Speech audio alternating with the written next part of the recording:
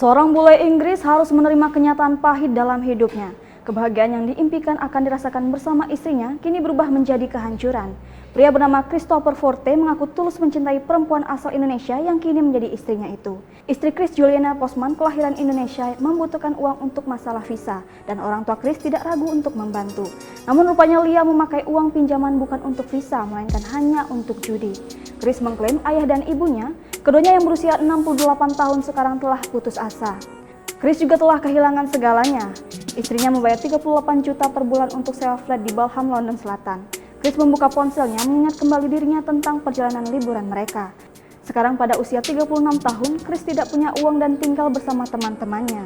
Dia mengajar bahasa Inggris dan resah karena harus mencari 11 juta per bulan untuk membayar tagihan kartu kredit.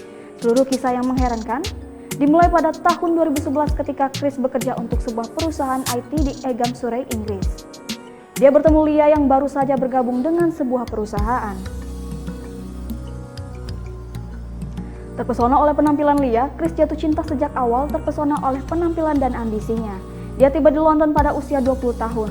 Dalam beberapa bulan dan cukup yakin, Chris membawanya pulang untuk menemui orang tuanya yang sangat mengaguminya.